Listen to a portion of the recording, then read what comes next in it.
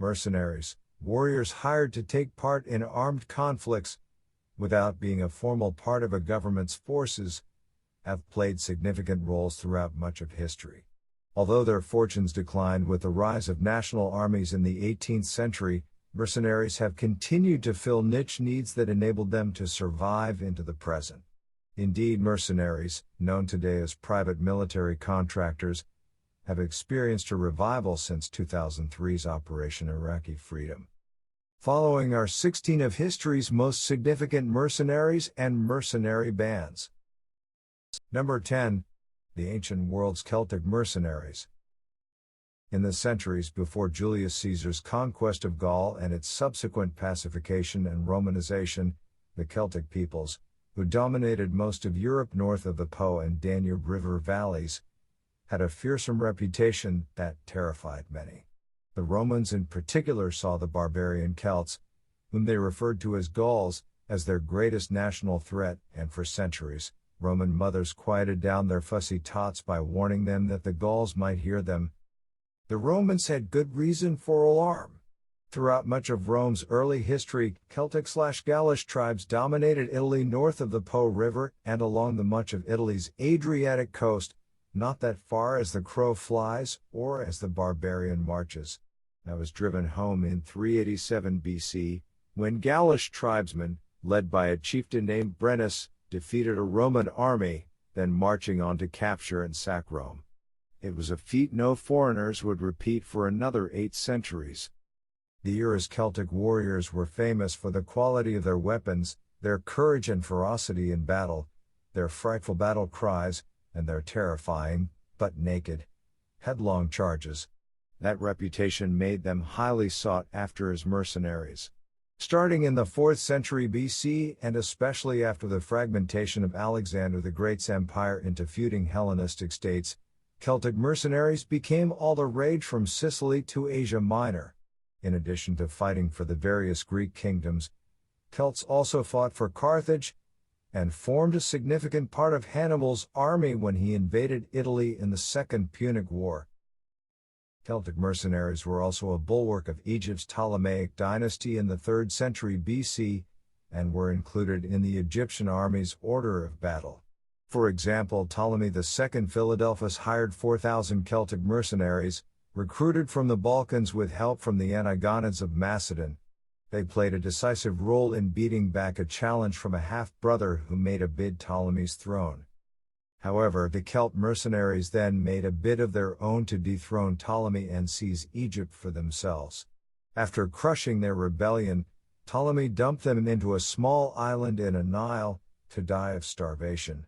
Notwithstanding, the Ptolemies continued to hire Celts mercenaries. Their lack of local roots made them particularly useful in putting down uprisings by native Egyptians. They remained in Ptolemaic service until the end, and the dynasty's final ruler, Cleopatra, was known to have employed Celtic mercenaries. Number 9. The Wild Geese and France's Irish Brigade.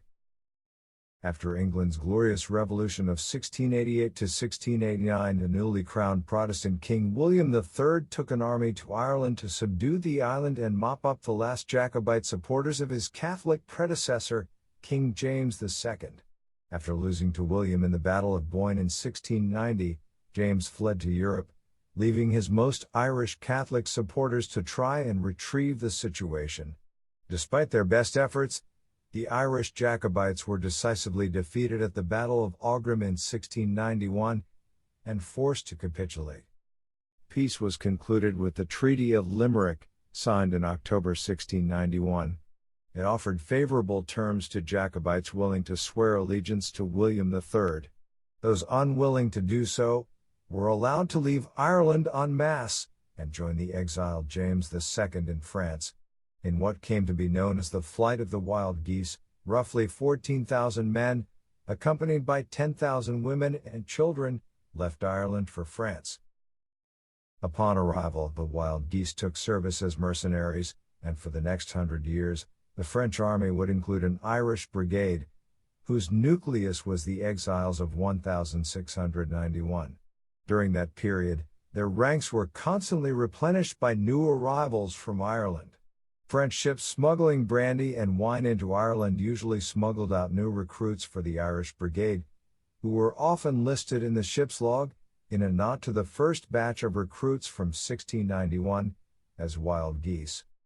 Many of the new recruits sought adventure, others simply wanted to make a living, and most were looking for an opportunity to fight Ireland's ancient enemy, the English. Thousands of Irishmen thus served France in the century after the Treaty of Limerick. They fought for the French in numerous wars, and proved instrumental in some notable victories against the British, such as at the Battle of Fontenoy in 1745. After the French Revolution, the unit's existence as a separate entity came to an end, when foreign regiments were integrated into the French Army's line infantry. Number 8. The 17th century's greatest mercenary general. The 17th century's greatest mercenary was probably Albrecht Wenzel Eusebius von Wallenstein. Although a Protestant, he rose to command the armies of the Holy Roman Empire during the 30 Years' War, fought for the Catholics, switched sides to fight for the Protestants, then switched once more to fight for the Catholics. Wallenstein was born a Lutheran, but took service with the Catholic Habsburgs in 1604. He ingratiated himself with his employers and with the influential Jesuits at their court with a nominal conversion to Catholicism. Like most moves in Wallenstein's life, the conversion was a profitable one. His Jesuit confessor arranged for him to marry a fabulously wealthy elderly widow, with huge estates. His wife's vast wealth and lands, which Wallenstein inherited after her death in 1614, instantly vaulted him into the ranks of the powerful in the Habsburg realms. Wallenstein fought in numerous campaigns and battles, and earned a reputation for military brilliance. When the 30 Years' War broke out, the Habsburgs feared that they would end up facing the Protestant-born Wallenstein, but he calculated that serving the wealthier Catholics would prove more lucrative. So he offered his services and an army of 30,000 to 100,000 to the Holy Roman Emperor, Ferdinand II. The Protestant-born Wallenstein then proceeded to destroy Protestant armies and the Protestant cause in his native Bohemia. He did such a thorough job of it, particularly at the Battle of White Mountain in 1620, that he eradicated 2 centuries of a strong Protestant tradition, dating back to Jan Hus uprising in the early 1400s. From a Protestant bastion in Central Europe, Bohemia was transformed into a Catholic stronghold, and it remains Catholic to this day. Having wrecked the Protestant cause in Bohemia, Wallenstein then proceeded to wreck the Protestant cause in western and northern Germany. However, his successes and ambition, plus fears that he was preparing to switch sides, led Emperor Ferdinand to remove him from command in 1630. It was the break the Protestants needed to recover, and led by Sweden's King Gustavus Adolphus, they won a series of stunning victories. The emperor, reasoning that a potentially treasonous general was better than incompetent ones, recalled Wallenstein. He stabilized the situation by defeating Gustavus Adolphus at the Battle of Alta Vesta in 1632, and killed him at the Battle of Lutzen later that year. However, Wallenstein grew increasingly resentful of his treatment by Ferdinand. In a rare bad move, he did little to hide his intent to switch sides and defect to the Protestant cause by joining the Swedes.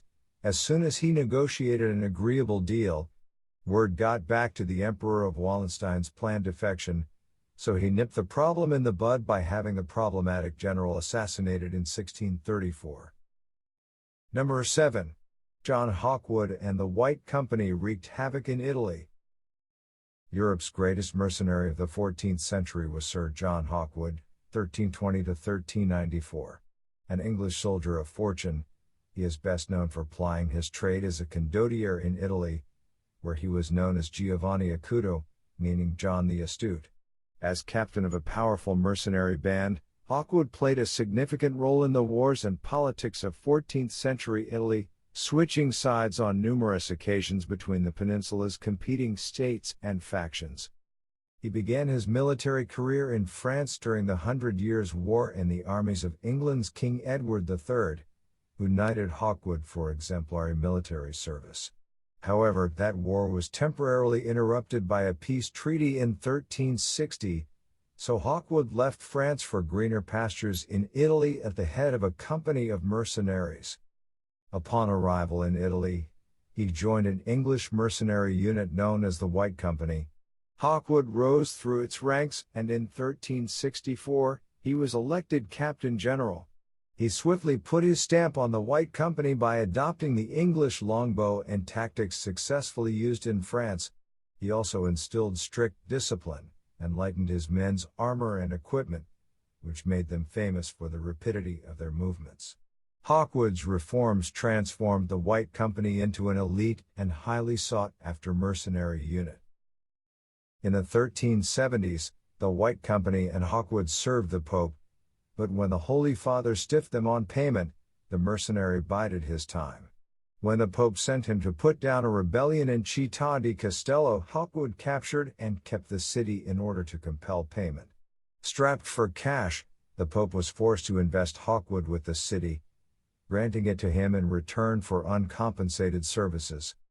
Between 1372 and 1378, Hawkwood repeatedly switched sides, alternately serving the Pope and his rival, the Duke of Milan, whose illegitimate daughter Hawkwood married in 1377. In 1378, after quarreling with his new father-in-law, Hawkwood switched sides and signed a contract with Milan's rival, the city of Florence, and was appointed its Captain General. He remained in Florence until he finally decided to sell his Italian properties and retire to England to spend his last years, but died in 1394 before he could do so. Number 6. Ancient history's most influential mercenary. Phanes of Halicarnassus, flourished 6th century BC, was a Greek mercenary general who served Egyptian pharaoh Amasis II, 570 to 524 BC. During a war between Egypt and Persia, Phanes switched sides and joined the army of King Cambyses II of Persia, and played an instrumental role in helping the Persians defeat his former employers and paymasters. The war was supposedly instigated by the intrigues of a disgruntled Egyptian eye doctor, who had been sent to the Persian court by Pharaoh Amasis when Persia's king Cambyses asked for a physician to treat his sight. Angry at the pharaoh for separating him from his family and sending him all the way to Persia, the physician got his revenge by advising the Persian king to ask for Amasis' favorite daughter. He knew that the request would put Amasis in a bind, accept and grow wretched at the loss of his daughter, or refuse, and offend Cambyses. The pharaoh did not want to send his beloved daughter to Persia, especially because he knew that Cambyses did not want her as a wife, but as a mere concubine.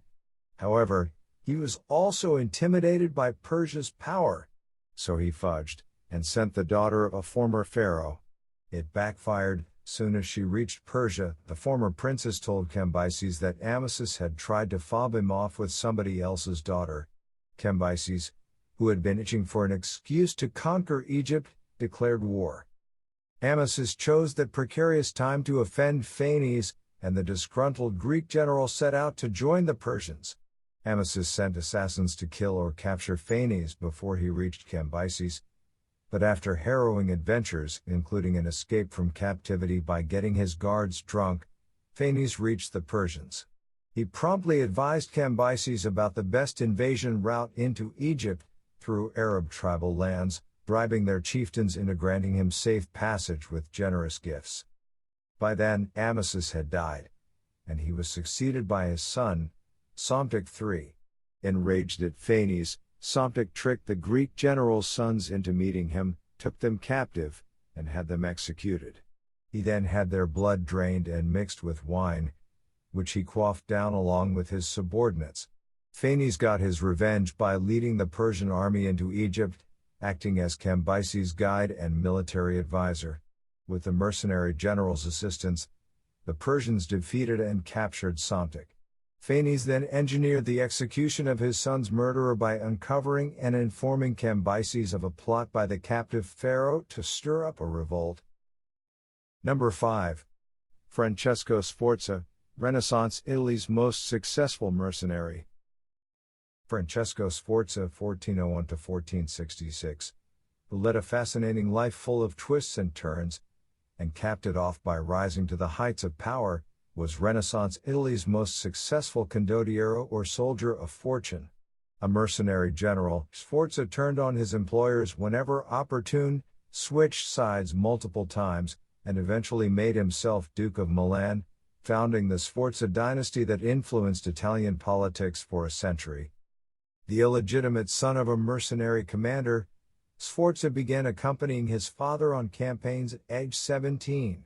He soon developed a reputation for toughness and strength, and became famous for his ability to bend metal bars with his bare hands. When his father drowned during a battle in 1424, Sforza took command, and proved himself a brilliant tactician and battlefield commander by leading his father's mercenaries to victory. Sforza then signed on to fight for multiple Italian rulers, including the Pope, the Neapolitans, and Duke Visconti of Milan, whom Sforza fought for and against during the next 2 decades. In 1433, during one of the intervals when Sforza got along well with the Duke of Milan, he got engaged to Visconti's illegitimate daughter and only child. A year later, he switched sides and joined the Duke of Milan's rival, Cosimo de' Medici of Florence. In 1438, Sforza fought for Florence against his prospective father-in-law, and inflicted crushing defeats on Milan. In 1441, he patched things up with Milan's duke, and finally married his daughter. 2 years later, in 1443, he switched sides again, and fought against his father-in-law.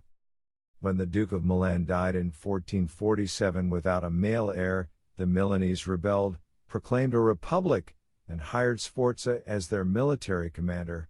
A three-sided struggle then ensued between the Milanese Republic, the rival city of Venice, and Sforza. When the Milanese signed a peace with Venice in 1449 against Sforza's wishes, he turned on his employers, besieged Milan, starved it into submission, and entered the city in 1450 as its new duke. Francesco Sforza won his state by dint of his exceptional ability and skill rather than through luck, or inheriting it by winning the lottery of birth.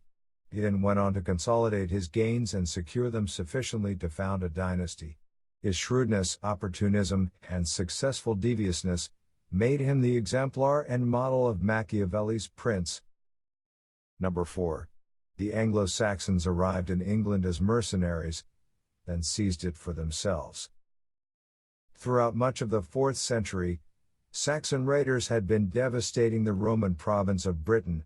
Then, in one of history's worst "it takes a thief to catch a thief" brainstorms, the Romano-Britons struck a deal to hire the Saxons as mercenaries, and settle them on British soil. In exchange, the Saxons promised to defend Britain from other barbarians. Once they had settled in, the Saxons complained that the Romano-Britons had skimped on the monthly supplies they had been promised. A conference meeting to resolve the dispute was arranged between native nobles led by a Vortigern, and the Saxons led by 2 chieftains named Hengist and Horsa. However, the Saxons' idea of resolving the dispute was to suddenly murder the Britons during the conference, sparing only Vortigern. Declaring the treaty void because the locals had failed to live up to its terms, the Saxons launched a massive onslaught against Britain, and forced Vortigern to sign a treaty that ceded them southeastern England. The Saxons were not content, however, and continued attacking the Britons, launching a war of conquest that sought to seize the entire province, displace the locals, and replace them with Germanic settlers. They were joined by Angles, from today's Schleswig-Holstein, between Germany and Denmark, plus Jutes, from today's Jutland in Denmark and Lower Saxony in Germany. The onslaught lasted for 20 or 30 years, until the Britons won a crucial victory at the Battle of Mons Badonicus, sometime around 500. That temporarily stopped the invaders, who by then had overrun about half of what had been the Roman province of Britain. It was this period of warfare that gave rise to the stories of King Arthur, the heroic monarch, who led the Britons against the Saxons. Although King Arthur is a mythological figure, archaeology supports a Saxon setback around 500. The pattern of Saxon settlement steadily expanding westward and replacing the Britons suddenly reversed, and Britain's settlements began expanding eastwards, displacing the Saxons and reclaiming previously lost lands. Thus, accounts of a major Briton victory sometime around 500 are probably true. The Britons' reprieve proved only temporary, however. The Anglo-Saxons recovered and resumed their expansion at the expense of the Britons, eventually conquering and settling nearly all of what is now England. The indigenous Britons lost their most productive lands, and their last independent remnants were pushed into the peripheral regions of Cornwall and Wales. Number 3. The female mercenary pirate of the 100 Years' War. At the outset of the 100 Years' War, the French were terrorized by a bloodthirsty female mercenary and pirate, who had a private vendetta against France. She was Jeanne de Clisson, 1300–1359, also known as the Lioness of Brittany. After the French accused her husband of treason and executed him, de Clisson went on the warpath. She hired herself out to the English and turned pirate, preying upon French shipping in the English Channel, torturing and executing every French nobleman she came across. De Clisson was a Breton noblewoman from a prominent family. After 2 marriages, one which ended with her husband's death and the other with an annulment, she married a wealthy Breton named Olivier Clisson in 1330. In 1342, Clisson was military commander of a town that was captured by the English, and he was taken prisoner. He was released soon thereafter in a prisoner exchange, the only Frenchman to be freed. Between that and an unusually low ransom requested by the English, Clisson was accused of treason. He was tried and convicted by a court of French nobles, and beheaded in 1343. Jeanne de Clisson took her young sons to see their father's head mounted on a spike, and vowed revenge. She sold her estates, and used the proceeds to raise a private force with which she began attacking the French. They did not take her seriously at first. Then she attacked and captured a French castle, and massacred its entire garrison, except for one man whom she let live to tell the tale. She was taken seriously from then on. A determined French counterattack forced her to flee to England, where she accepted English backing to continue her war as a mercenary. She bought and outfitted 3 warships, and as a signal of her intent, painted them black and dyed their sails red. Then she led her Black Fleet into the English Channel, to fall upon French shipping. De Clisson soon gained a reputation for savagery, massacring nearly all who fell into her hands. French aristocrats in particular were in for a rough time if they were found aboard any ship captured by the mercenary pirate. There was good money to be made ransoming them, as there was custom of the day, but de Clisson wanted their lives, not their money. So she tortured her aristocratic captives, then personally beheaded them with an axe, before tossing their corpses overboard. De Clisson continued her murderous rampage against the French wherever she could find them, for 13 years, before her bloodlust was finally sated.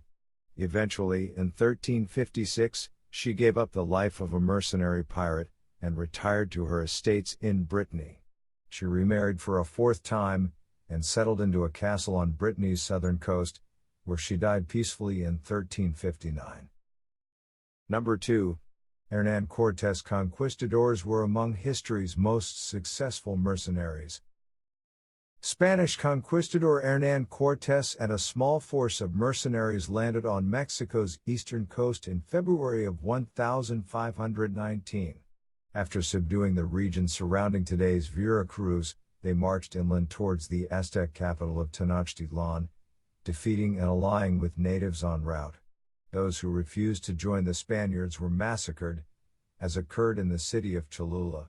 As Cortes described it, after capturing the city, he destroyed and burned it to the ground, while his conquistadors ran riot, killing about 3,000 Cholulans in a few hours. Another Spanish eyewitness put the number of massacred Cholulans as high as 30,000. By the time Cortes reached Tenochtitlan, his corps of mercenary conquistadors was surrounded by a large native army. Montezuma II, the Aztec ruler, was indecisive. He invited the conquistadors into Tenochtitlan in November of 1519, hoping to better understand them. However, he foolishly plied them with lavish gifts of gold, which only excited their lust for plunder. The Spaniards treacherously seized Montezuma in his own palace, then ruled Tenochtitlan and the Aztec Empire through the captive emperor, whom they held as a hostage. In April of 1520, Cortes had to return to Mexico's east coast in order to ward off another Spanish expedition sent to oust him, and left 200 Spaniards behind under a trusted deputy. While Cortes was gone, his deputy massacred thousands of Aztecs in Tenochtitlan's great temple, triggering an uprising. Cortes hurriedly returned to Tenochtitlan and trotted out the captive Montezuma in an attempt to placate the natives, but the livid Aztecs stoned the Spaniards' puppet ruler to death. Cortes fled Tenochtitlan, then returned with a powerful native army to subdue the city. After vicious street-by-street fighting that wrecked much of the Aztec capital, Cortes finally subdued the city, whose population had been decimated by Old World diseases against which the natives had no immunity. The Spanish built Mexico City and their colony of New Spain atop the ruins of Tenochtitlan and the Aztec Empire. Number 1. Francesco Pizarro and His Men. Francesco Pizarro repeated against the Incas of South America what Hernan Cortes had visited upon the Aztecs of Mexico. Indeed, Pizarro's dealings with the Incan Emperor Atahualpa were even worse than those of Cortes with Montezuma a decade earlier. As with Cortes, Pizarro's efforts also led to genocide, the destruction of a native empire, and its replacement by a new Spanish domain. Pizarro landed in Peru in 1532, and after establishing a small colony, he set off to conquer with a small force of about 200 mercenaries. En route, he was met by an envoy from the Inca ruler, Atahualpa. The Inca invited the Spaniards to visit him at his camp, where he was resting with an army of about 100,000 men, having recently defeated a brother with whom he had briefly shared the empire.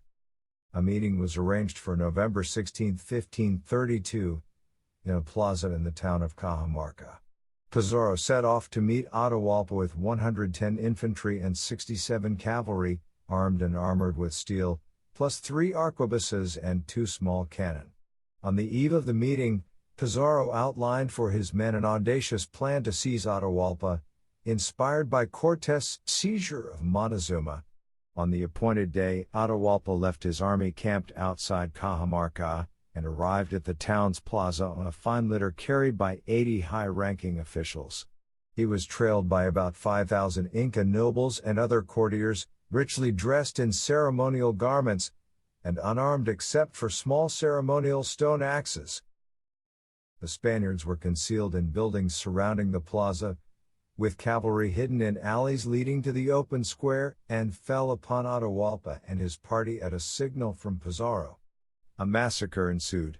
The unarmored natives proved no match for the Spaniards' steel swords, pikes, bullets, or crossbow bolts, while the Incan ceremonial stone axes proved useless against Spanish plate armor. Atahualpa was captured, and he sought to buy his life by offering to fill a room measuring 22 by 17 feet, up to a height of 8 feet with gold, and twice with silver. Over the next 8 months, the Incas gathered gold, silver, jewels, and other valuables to placate the Spaniards, who proved insatiable and kept upping their demands. After the payments were made, Pizarro reneged on the deal, and put Atahualpa through a sham trial. The Inca ruler was convicted of rebellion, idolatry, and murdering his brother. Atahualpa was sentenced to death by burning, but was spared that fate by agreeing to get baptized as a Catholic, and was executed by strangulation instead.